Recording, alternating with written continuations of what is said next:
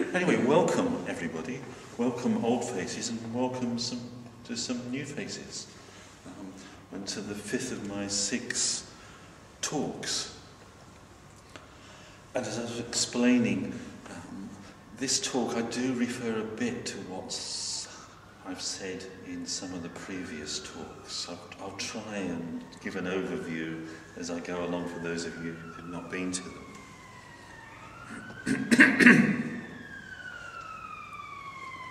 So tonight I'm talking really about how there's developed in Western thought what I've come to call a restricted choice. The restricted choice of God or nothing, or the restricted choice of God or nothing but physical matter.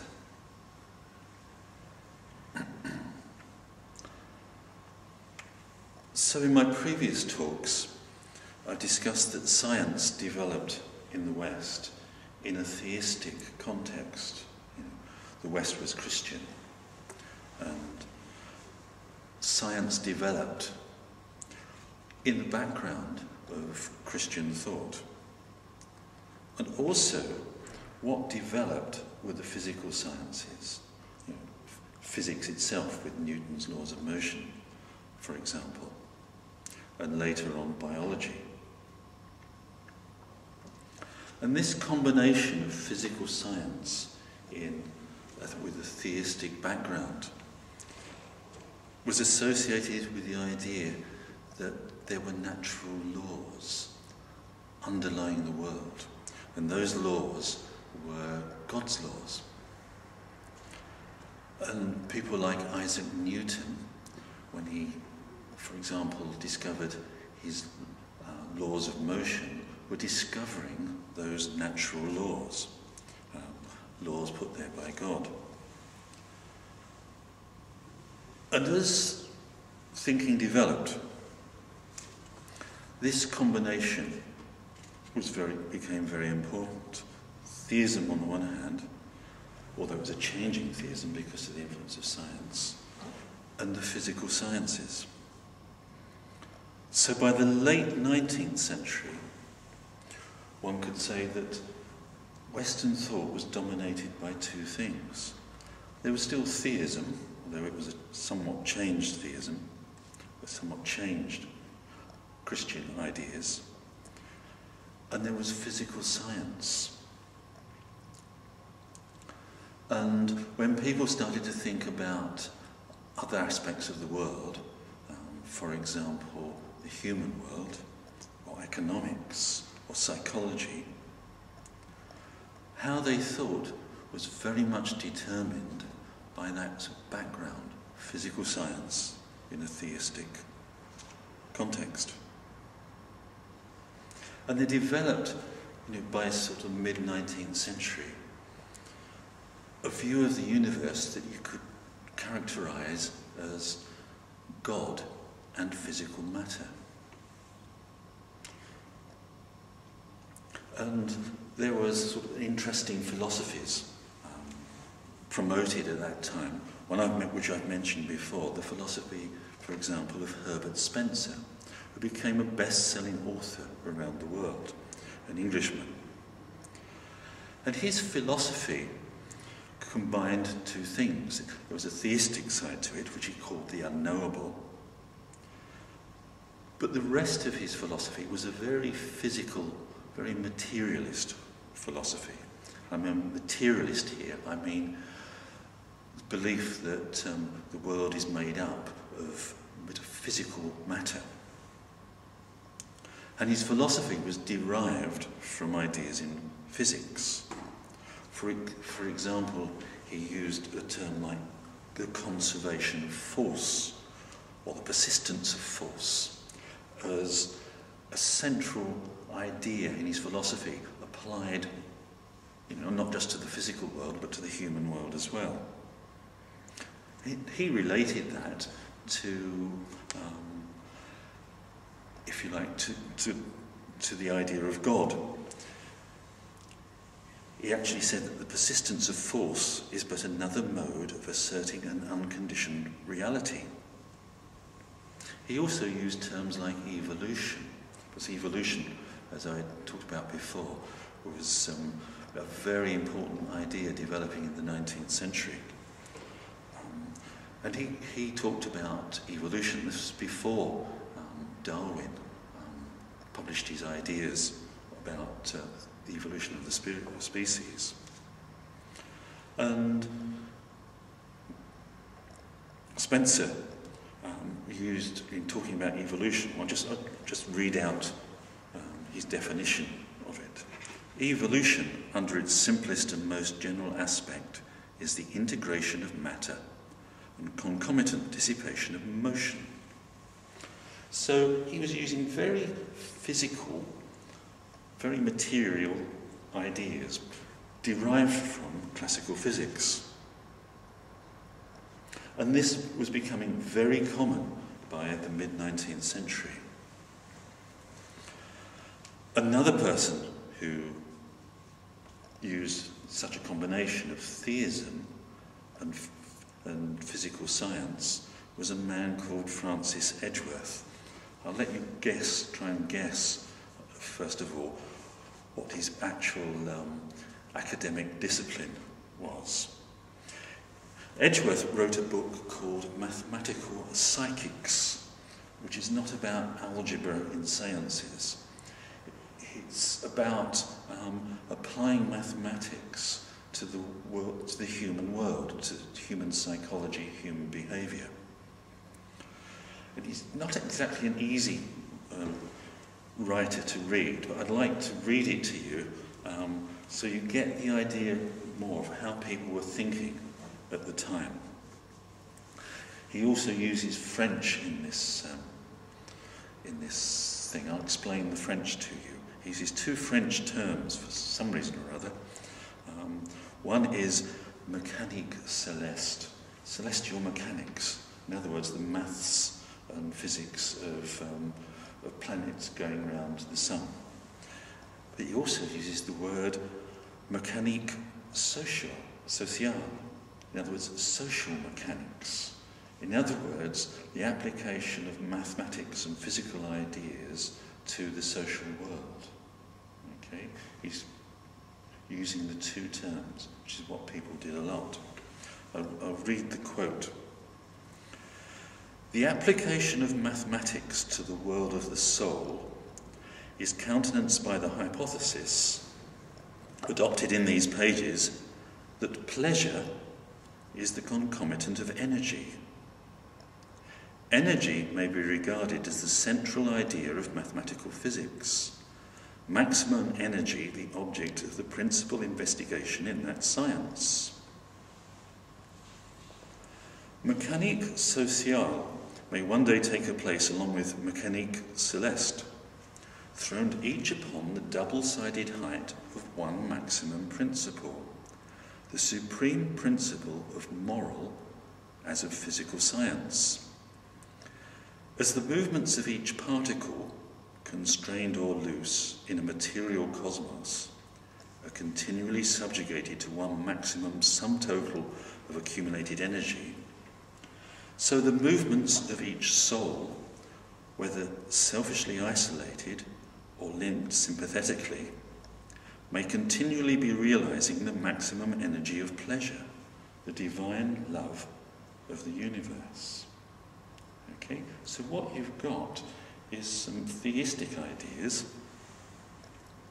and they're equated and tied very closely to very sort of physicalist ideas. Yeah? And he's actually, with this, he's referring to something in a particular discipline. I wonder if anybody could guess what the discipline is. Okay. Well, Francis Edgeworth became for nearly 30 years Professor of Economics at Oxford University. And he's actually referring to something I talked about in my third talk, where they tried to prove that the free market maximizes utility, as it's called, maximizes the sort of benefits of everybody. Okay, so that's what he's almost going into ecstasies about he believed that the mathematics used sort of proved certainly proved that the free market worked very much the way physical systems worked, and worked for everybody's best interest.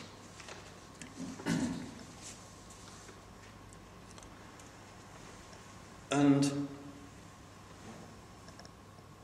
in that, Edgeworth wrote at a time when these ideas were becoming very, very common indeed. The use of physical ideas, materialist ideas, applied to the human world. And if you look at them, the ideas were very much associated with classical physics, and what classical physics was going on at the time. So the ideas are very mechanistic, although also in mid-19th century, physics was going into starting to understand thermodynamics, and they were using those ideas. This actual use of ideas from physical sciences in the human world has sometimes been called scientism. I think it's quite a good term. And the belief was that the human world has natural laws within it that can be discovered in similar ways to the ways that the physical sciences discovered the laws of the physical world. And they not only could be discovered in a similar way, but the laws were very similar, and you could use similar ideas. Now, I've chosen two people who combined the sort of the physicalism, the sort of physical scientism with theism. They were both Christians, to some extent or other. You know. However, that way of thinking, the sort of physicalist, materialist way of thinking, also gradually became divorced from theism. Okay? Beginning in the 18th century, people started to become agnostic or atheist, and especially in the 19th century, scientific discoveries such as the evolution of species, well, those discoveries contradicted the Bible, and that undermined lots of people's faith in the Bible and their belief in God. So a lot of people didn't know quite where they were, they just became agnostic. But others quite consciously dropped the theism and reacted against it. The atheists, one could call them. Now there's something I found very interesting in studying the development of atheist thought, is that from very early on, the atheists adopted a materialist view of the world, of the universe. In other words, they believed that everything was made up of physical matter, and that if you understood physical matter, you could understand everything. So you would go and explore the laws of the physical world, and everything else would stem from that. Sort of sciences of the human world, studies of the human world, would inevitably be derived from, based upon our understanding of the physical world. Yeah? And it wasn't just our understanding, that the world was only made up of physical matter. I mean, first, atheism was very few atheists in the 18th century. Perhaps, one or two people here and there. One of them was a man called Baron d'Holbach. He was a Frenchman. He was one of the encyclopedists. If you've seen my little poster for this talk, it's got a picture of the encyclopedists people who developed the first French encyclopedia. I think D'Holbach must be one of them. And he was an atheist. It was still quite a difficult thing to be in those days, but at least you didn't get killed for it. And D'Holbach wrote this. The universe, that vast assemblage of everything that exists, presents only matter and motion. The whole offers to our contemplation nothing but an immense and uninterrupted succession of causes and effects. Okay? So he's stating what is actually a belief, you know, and it's an important part of his belief. He's not just denying that there's a God.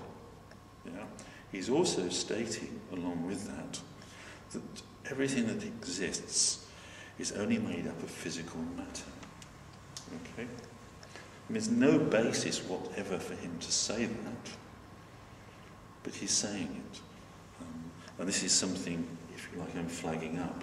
The belief that the universe is just made up of physical matter is just that, a belief.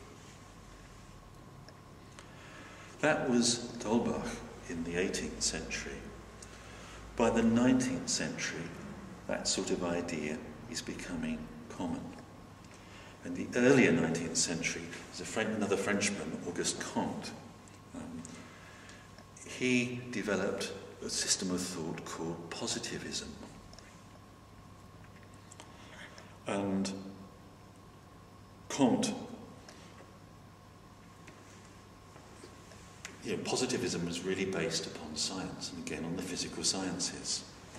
And again, a common belief that one could discover laws in the human world that were similar to laws in the physical world. And Comte actually said that there were 3 stages to the development of human thinking, cultural thinking. He said there was an earlier stage called the theological stage, where people believed that things happened and were created, and things changed, because there were sort of supernatural entities, tree spirits, gods of one sort or another, and the like. And he said that gradually developed into sort of the idea of there just being one God responsible. But he said that stage then went, and according to Comte, there grew up a metaphysical stage, where instead of talking about gods and spirits, people started trying to understand things in sort of due to abstract causes, like what made a tree grow was not some tree spirit, some dryad, but something called a vegetative soul. That's according to Comte. And he said his 3rd stage of development was the positive stage, where human beings understand the laws of cause and effect that control the world. And of course, again, that word law, laws like Newton's laws, but applying to the physical world. Yeah? And Comte also believed, of course, these laws applied to the human mind.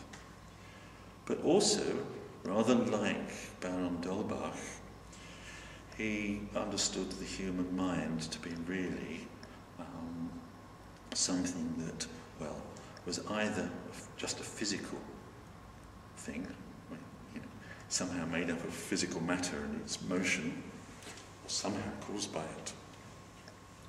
And Comte actually thought that the laws of the mind would be found through studying anatomy and physiology. Yeah? So again, you get the idea that you can understand part of the human world, in fact the human being themselves, through studying the physical world. By the mid-19th century and through the latter half of the 19th century, as I say, those sort of physical materialist ideas got stronger and stronger. I've quoted two theistic users of those ideas, but atheist books, materialist atheist books, became bestsellers in the second half of the 19th century. There, for example, German author called Karl Vogt, who sold hundreds of thousands of copies of his books in various different European languages. And he became known for statements like this one: thoughts come out of the brain as gall from the liver, or urine from the kidneys. In other words, our thoughts are physical things, just like gall and urine. An interesting idea. Another best-selling author was another German called Ludwig Buchner, who wrote a best-selling book called Force and Matter, in which he said, the only forces in the world are associated with matter, so there's no such thing as a spiritual force. Everything is reducible in the end to physical matter and the physical forces that go with it. Yeah? So by the later half of the 19th century, thought in Europe was very much very, very strongly influenced by the physical sciences. I mean, of course, this is unsurprising. The physical sciences were discovering more and more. The technology that came from those discoveries was transforming the world. It's very understandable that people were thinking in those terms. Yeah. So the point I want to make is they rather, however, made too much of those physical discoveries. I mean, I talked in my third talk about how certain things went wrong due to those discoveries, how certain ideas in economics and in politics came from those limited ideas where people really believed that if you applied ideas derived from physics to the human world, you really would be able to understand and predict what happens. Yeah? And in my third talk, I talked about neoclassical economics, which is the economics of Francis Edgeworth, which actually led to, the most recent effect is the crash of a few years ago. I talked about what I called social evolutionism and its effects across the political spectrum. I also talked about Marxism. All these ideas come from this sort of 19th century mix of ideas of natural law applying in the physical world and applying in the human world, and those natural laws being very, very similar to the laws governing the physical world. The point being, it is invalid to actually think that that's the case. It simply is not the case. We know better these days. Our physics has developed. Because we have computers, we can model systems. And we know that those systems, human systems, we know those systems do not obey laws similar to the physical world. But people very much believed in those days that that's how you understand the world. You apply similar ideas as there are in physics and to a certain extent biology to the human world, and you'll understand it.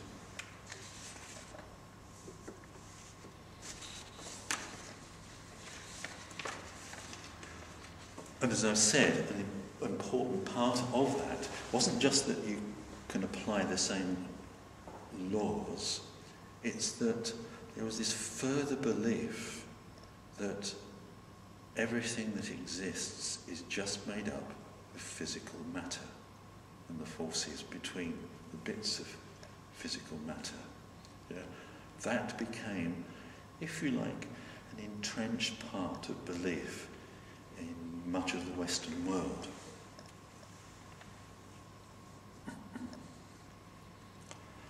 And as time went on, what one gets in the world, in the Western thought, is a range of thought. There are exceptions, but the dominant thought is, on the one hand, there's still the theistic thought, Christian thought. On the other hand, there is thought, this sort of scientistic thinking, yeah, with the associated materialist assumption to it. Yeah? So that if you think about a particular area, if people have thought about a particular area, a particular field of inquiry, yeah, people tend to think in those terms, God or matter, sometimes God and matter, God or physical matter. That's the choices that you have. Yeah? For understanding anything. For example, for understanding Buddhism. So, if you're trying to think about Buddhism and you come from the West, the typical thing is to try and put it in one of those categories. Is Buddhism a religion like Christianity? Well, it's got to be theist. But Buddhism doesn't seem to be theist, so therefore it's got to be materialist. Yeah? Really believe in nothing higher. Yeah? How can there be anything different? Yeah? I've come across quotes from Christians, Christian priests from 100 years ago, dismissing Buddhism as a form of materialism. Yeah? And I can remember discussions with old acquaintances who learned I was a Buddhist and think, well, it's just the same as Christianity. You just believe in things like God. Yeah? People can't understand there being possibility of anything different from those two things. And it's very interesting when one realises it's happening. And if you study debate on a particular subject, debate in the newspapers or on television or somewhere, what you often get is what I called a bishop on the one hand and Richard Dawkins on the other. The sort of modern representative of atheists versus a bishop. And you listen to them and think, well, I don't share any of your assumptions whatsoever. What about us? What about Buddhist ideas? But the point is, they don't really understand where Buddhism is coming from.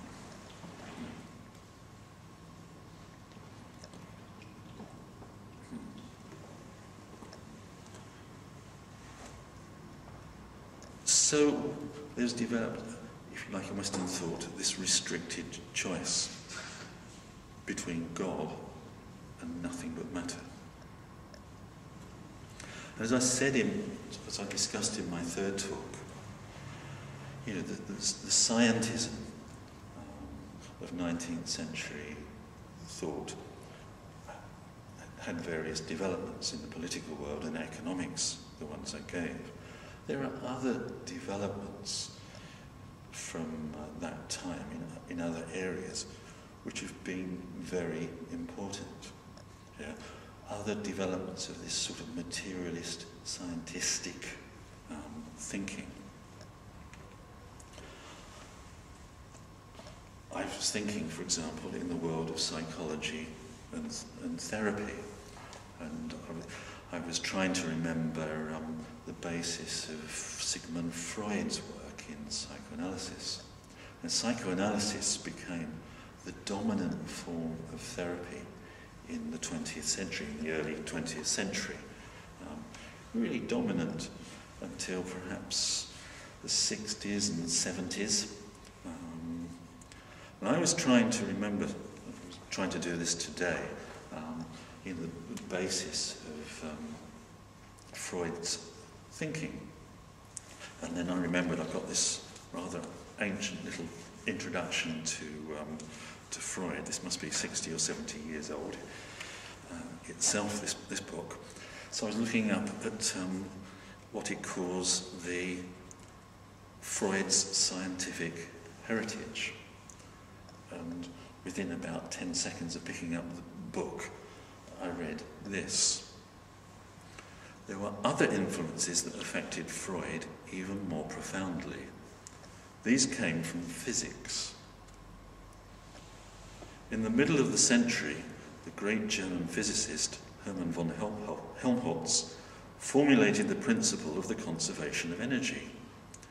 This principle stated in effect that energy is a quantity just as mass is a quantity. It can be transformed, but it cannot be destroyed. When energy disappears from one part of a system, it has to appear elsewhere in the system. And that's one of the, if you like, foundation ideas underlying Freudian therapy. Yeah? A physical idea that energy is conserved. Yeah? That you sort of can't get rid of certain energies. Yeah? I mean, if one studies Freudian thought, it's very, very much based on physical ideas. Yeah? Or take another development in Western thought in the area of psychology and psychotherapy. This is particularly academic psychology. They developed in the early 20th century in psychology what's called behaviorism. Okay? Behaviorism rests on the assumption that it's not legitimate to talk about what's going on inside the mind, because that's at best something subjective. It's not objective. You can't see into the mind if it exists at all. All you can talk about and analyse is the behaviour that you can actually see and measure, human behaviour. Yeah? The mind might not exist. It might be physical things going on in the brain. We can't see them either. We've just got to measure behaviour. Now, behaviourism developed into, they thought they could understand human psychology by putting rats into boxes and rewarding them with food for pressing levers. Yeah. And they took that very seriously. And I was thinking about it today, thinking, that's just bonkers. How can you possibly think you can understand the complexities of human psychology by putting rats in boxes and giving them food if they press a lever? But it was taken very seriously, just as Freud was taken very, very seriously. Yeah? Their ideas about what was scientific derived from this physicalist, materialist assumptions. Yeah. And another thing that developed as well, more or less at the same time that behaviorism and psychoanalysis developed, was something in a completely different field, the field of management. There was a discipline, if one can call it that, an idea and practice grew up called scientific management. Started about 100 years ago. It was associated with the beginnings of Harvard Business School. And if one studies scientific management, again, it seems to have assumptions that come from that period of time, physicalist assumptions. And scientific management, it's not particularly been heard about. I was reading a very disturbing book about it that was arguing that scientific management has actually led to serious serious drop, shall we say, in the ability to manage. That management ideas and practices through the 20th century into the 21st century have become more and more influenced by ideas of management that are fundamentally poor, that don't work. Yeah? This book was mainly talking about America and giving the evidence for this. It was talking about the evidence, for example, in the health service in America, as this style of management came into play. I think it was in the last couple of weeks I was reading a report by an academic looking into social and nursing care in this country, who was blaming management ideas and practice coming from business, management courses, and saying that is responsible for the lowering of care from amongst nursing and social care staff, or one of the important factors. The fact, the way they're managed, is just not up to the job. Yeah? So,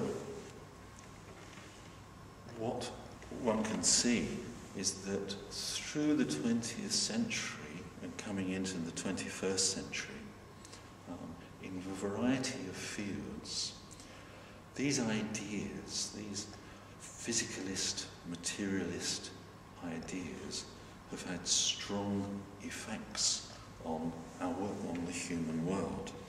People have tried to apply, not just tried to apply the ideas, they have applied the ideas to the human world, and often with disastrous effect.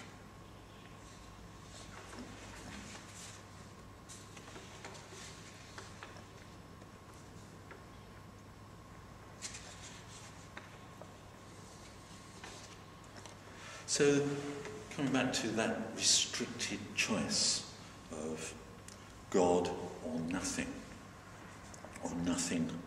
but matter.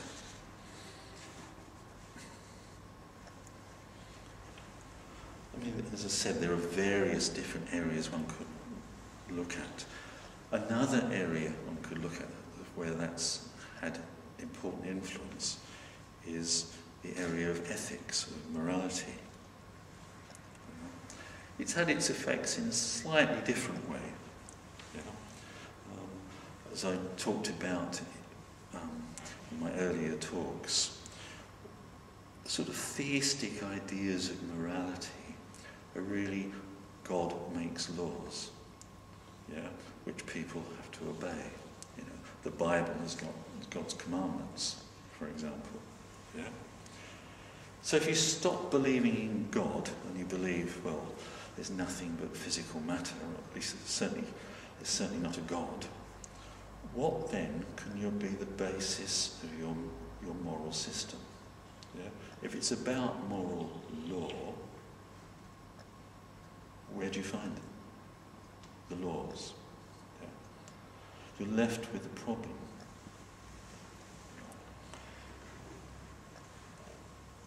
One thing that has led to is what's now called relativism. The idea that, well, there aren't really any objective moral laws. I talked about this a bit before. There's no objective morality in the world. All that moral systems are is particular groups, particular cultural groups, religions, beliefs about what they are. That's it. And there's not much to choose from. Nobody's right. You just adopt the moral rules of your group. That's all they are. There's nothing objective. And if we look at the development of moral thought in the West over the last couple of hundred years, that relativism in the late 20th century became very strong. The idea that you can't criticise people from other cultures because your criticism is just your cultural view, and they've got their cultural view. No one's better. The idea there's nothing underlying it, no objective morality on which you can base your criticisms on, for example. Yeah. Another way in the West that moral thinking has developed, well, it's sort of disappeared and appeared in a different arena. It's become part of political thinking. So it can often be that people's ideas of what's morally right and wrong are very much bound up with their political views. Again, this is a sort of form of relativism. It's a form of the idea that, in a way, there's not any objective the existing morality to human actions. But it's a matter of opinion. Yeah? And what you can do is say, well, it's just a matter of opinion, or you can say, no, it's our opinion which is right. Yeah? It's our group which is right.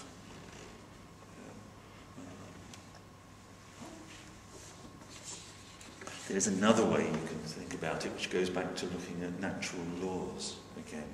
You can look at natural laws in the way that I've been describing and think, well, we could look at the human world and human behaviour and try and find out what the natural laws are. Yeah? Now, discuss this in my second talk to some extent when I was talking about the growth of the idea of human rights. Yeah? They developed out of the idea that God had created human beings in the human world, and he'd given people inalienable rights. Yeah? By the time the 20th century came along and the UN Declaration of Human Rights came along, God's God was dropped from that. Yeah? And you just got the idea there are human rights. And as I discussed in that talk, it's a very interesting irony that as relativism has grown, people that believe there's no such thing as an objectively existing moral dimension to the world, that's grown as people have taken the idea of human rights more and more seriously and actually brought them into effect more and more.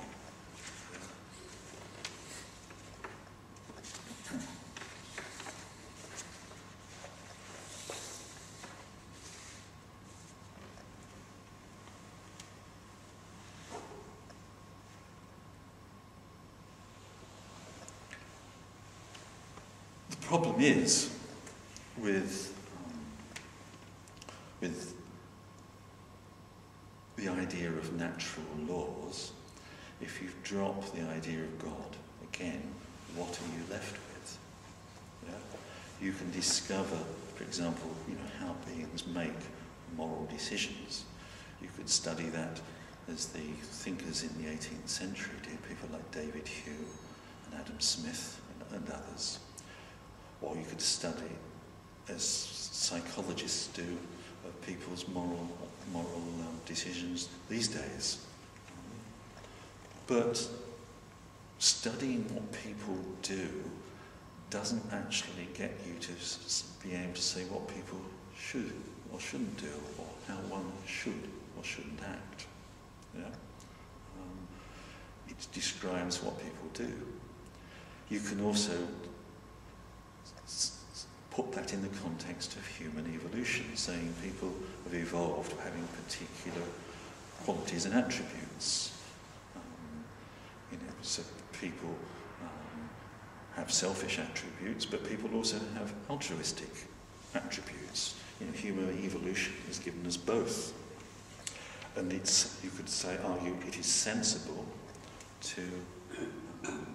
for us all to act in an altruistic way, because we'd all be better off if we did so. Yeah. And that's got quite a lot going for it as an argument. But for example, how do you answer the psychopath who says, well, I'm not going to play by that. I enjoy hurting people. why shouldn't I? It's not enough to, if you like, answer, if you like, the psychopath's challenge. Why should I bother with that, with how other people feel? It leaves you with problems.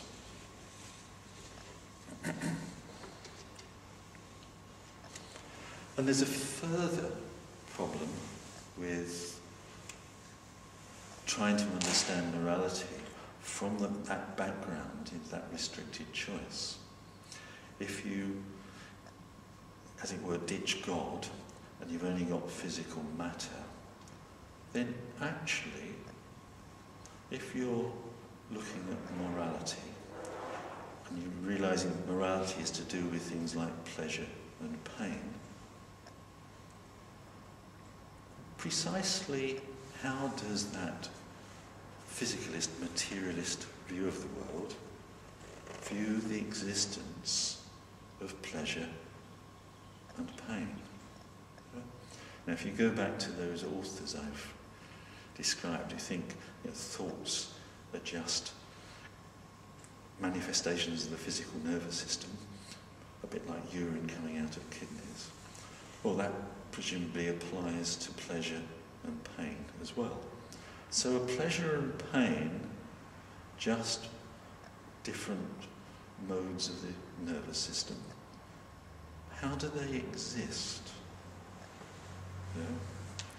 And if you think about the mind in general, the human mind in general, is it true that it's reducible to physical matter?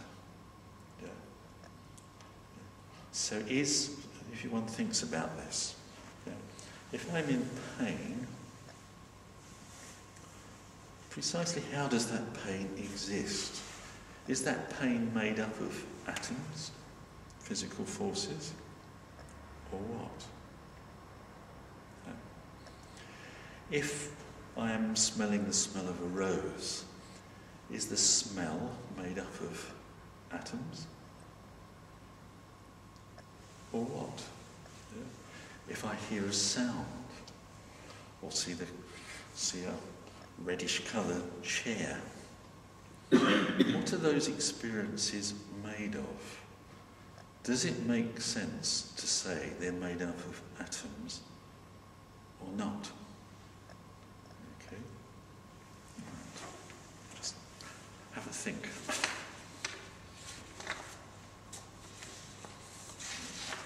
What we're getting into is, if you like, the crux of the matter, or the crux of the mind.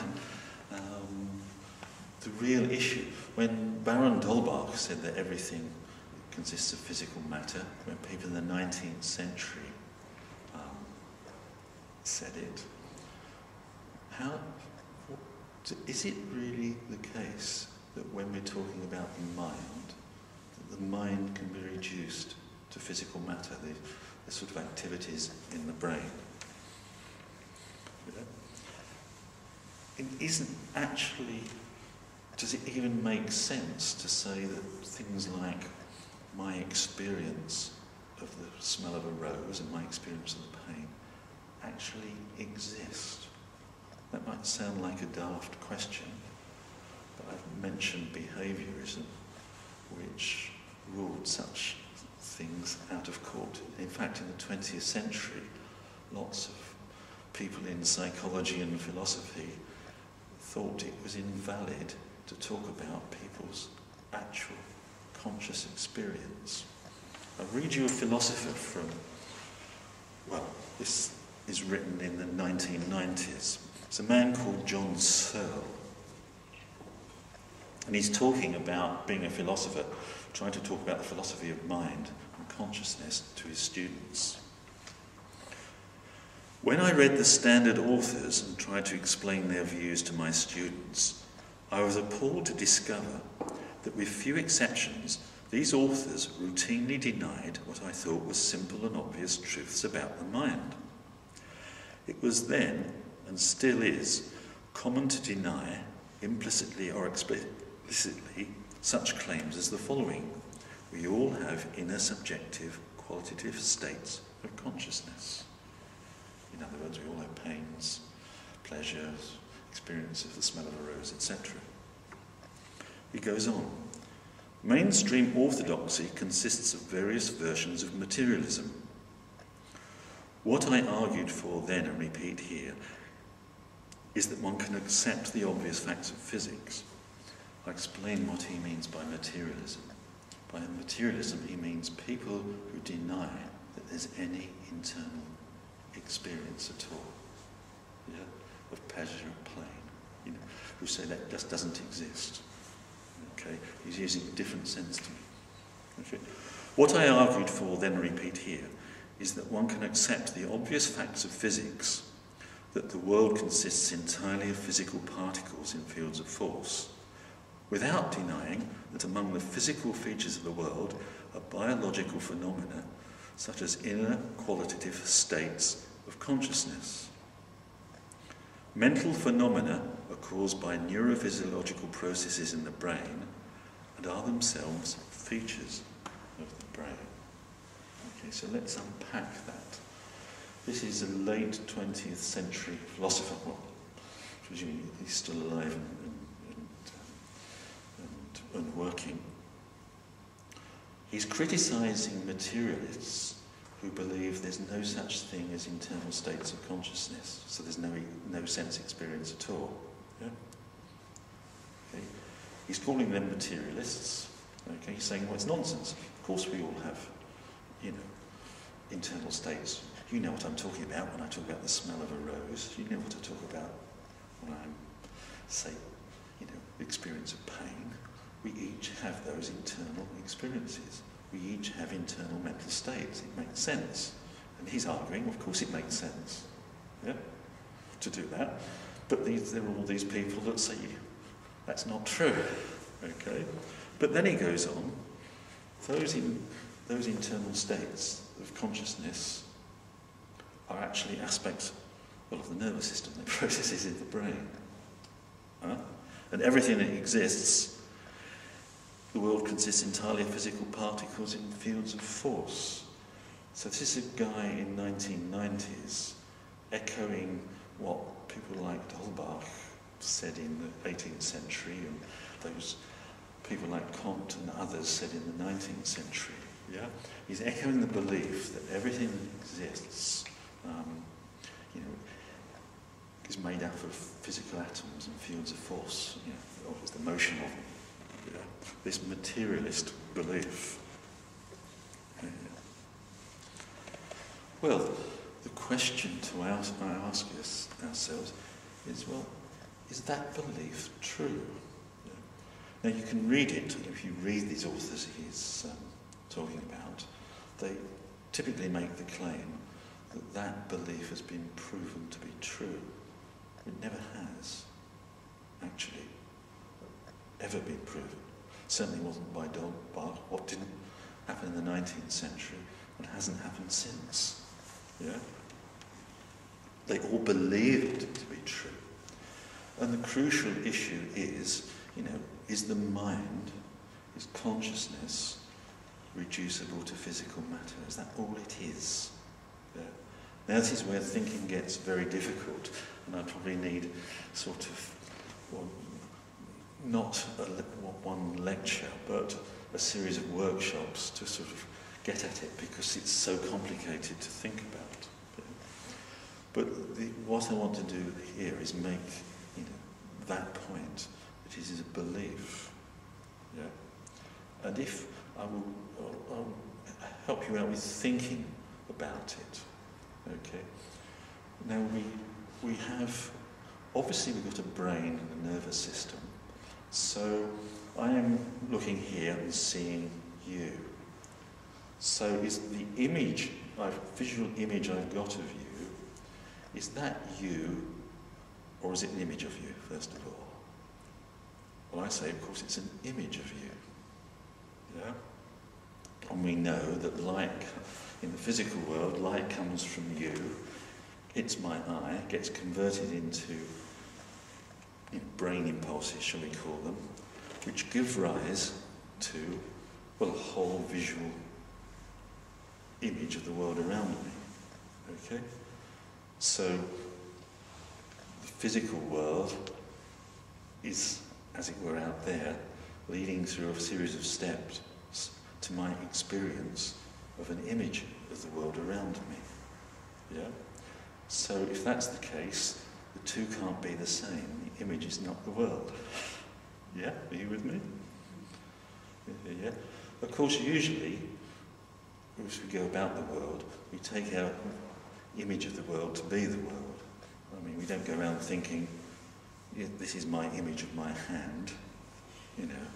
I just put my hand on the box, but actually my brain is creating, well, the visual image of a box, whatever you call it, in my hand. It's also creating, there's a tactile image there. I have a tactile sense of me standing in space, and that tactile image is integrated with my visual image. I put my hand there, I see my hand there, and I can feel in exactly the same place where my hand is. Yeah? That's a constructed image of the world, visual and tactile. Actually, you can do experiments which give people a very weird experience of the world. For example, you can make people feel that an artificial hand is their hand. Yeah? So they've got feeling in an artificial hand. Yeah? It's fascinating. Yeah? So our brain is constructing the image, or what it does gives rise to the complex image. Yeah? But it can be fooled. You can even get people to wear a sort of visual mask where they've got a screen in front of them. The screen shows them what's being filmed from a camera behind them, and it gives them a sense of being out of their bodies. Yeah, it was their physical sense of being where they are, and the visual sense get disconnected. I mean, it's fascinating. Point is, we, as it were, you know, our sense experience, our mind is made up, when we're awake, is made up of a virtual world. We take it as the real world, but it's a virtual world, yeah? Question, what's that virtual world made up of? Is it really made up of brain impulses? I mean, now, do you have any experience of, you know, the various chemicals going in and out of the, myriad of nerve cells? Is that what your experience is made up of? Well, no. Mine certainly isn't. Yeah. And if, for example, with somebody smelling a rose, if you could open up their brain, would the smell of the rose drift out? Well, no. Yeah. Our conscious experience and the physical brain are not the same. Yeah? Now this is something, when you look at materialist philosophers trying to explain that, they get themselves into all sorts of knots trying to explain that. They realise that the physical things in the brain give rise to the conscious experience, but they've no way whatsoever of explaining how that happens. Well, what they try and do is explain it away. I mean, John Searle is a classic example. There are other examples. Yeah? And what I'm saying is, well, you can never explain it. There is just a big gap. People have called it a gap, yeah, in explanation. If you start off with materialist assumptions, you can't get to sense experience no matter how hard you try. But people find it very difficult to sort of come to that conclusion. I mean, there's an interesting philosopher I've come across, since I was thinking about this and trying to write it, work it through in the 90s. It's an interesting philosopher called David Chalmers now, who's come to sort of similar conclusions to myself, that actually there's no, materialism doesn't give an explanation. You're always left with a gap. that materialism can't explain. Of course, at the moment, nobody can explain it. You know, what's consciousness made of? You know, we don't have the concepts to understand it. Yeah. So, what I'm saying is that they developed in Western thought, yeah, this sort of physicalist, materialist idea of the world. And it was especially contrasted with theism. And when people ditched theism, they adopted materialism. Nothing exists but what is made of physical matter. But actually, it really doesn't hold water. Yeah. And actually, if one starts to think about it now, it's where we are in science and thought now, as where people were in the 19th century, where people were in the West, 1,000 years ago. It's very interesting to contemplate this. 1,000 years ago, Western thought was more or less two things. It was, you know, Catholic Christian thought, combined with a bit of Aristotle to explain bits of the world the Bible didn't deal with. Yeah. That broke down. In the 19th century, what you were getting is, well, still some theism, but with materialism coming in. And if not materialism, then sort of scientism coming in. Yeah? And that's been dominant for, 150 years or more. What I'm beginning to wonder is whether we're on the threshold of another change, yeah? Where there's that scientism is being disproved and shown to be lacking in dealing with the human world. Yeah? As people are cottoning onto that idea, more modern science, is overturning the old scientistic ideas. Yeah? And maybe as Buddhism is spreading to the West, maybe people are beginning to be able to start thinking just in very, very different ways to what they have been, so that we're actually maybe on the threshold of a very different way of thinking about the world, as different from the 19th century scientism with a bit of theism, as different from that as that was from the old Christianity combined with Aristotle. Maybe we are on the sort of cusp of something altogether different. And I think I'll leave you with that thought. Thank you for coming. If you'd like to talk about it, do stay and have tea and talk about it.